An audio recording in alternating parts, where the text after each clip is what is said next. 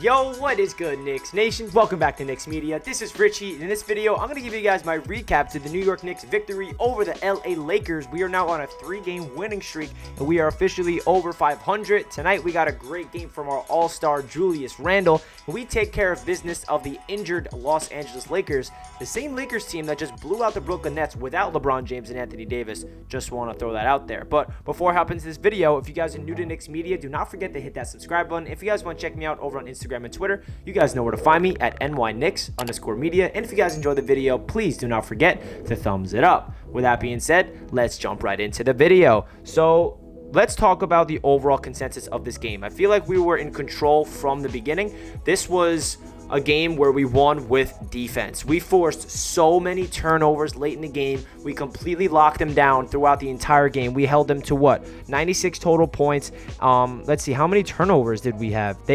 We forced them to have 24 turnovers, the Los Angeles Lakers. Our defense was all over the place. We had so many steals. Nerlens Noel continues to block all the time, and we just look like a very good defensive team. The Lakers are another very good defensive team. Even without Anthony Davis and LeBron, they were still good on defense. So it was good to see the Knicks stay with their roots and play defense and get this W strictly because of that and the play of our all-star Julius Randle. He said that this game means a lot to him. It's his former team. It is the team that drafted him, as we know, and he takes that a lot of pride, and he wanted to prove to them that I am a really good player, and he did that tonight, dropping 34 points, 10 rebounds, 4 dimes, 13 of 23, 1 block, 2 steals, 2 of 6 from downtown, 6 of 7 from the free throw line. Julius Randle, Braided Randle is back. All-star Julius Randle's looking like he is going to continue his hot streak, and this is a good sign because we know that Julius is somebody that is the X factor of this team. He's the leader. He's the number one option, and he needs to continue to do this because we got a long stretch leading up to the end of the season. So let's get into other performances. This was RJ Barrett's probably worst game since, he's been on a really hot streak.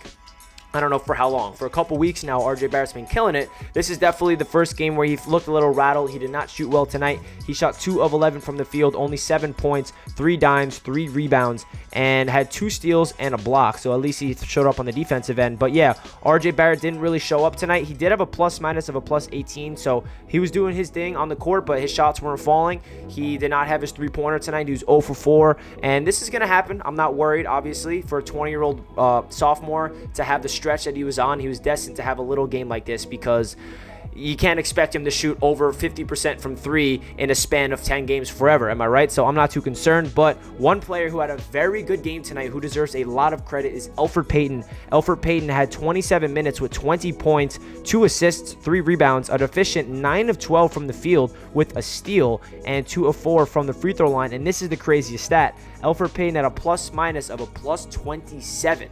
That's nuts because Elfrid Payton is known to be negative all the time in the plus-minus category. So for him to be he led the team in plus-minus with a plus 27. So Elfrid Payton deserves a lot of credit from this game. I know I'm on top of Elfrid Payton. I know a lot of Knicks fans are not fans of him, but he deserves a lot of credit. He was in control throughout the game. He was taking his time when he went to the rim. He was attacking, finishing through contact, making the right reads, making the right pass, wasn't forcing it, wasn't shooting the jump shot. I think the reason why Elfrid Payton had a great game is, you want to know why?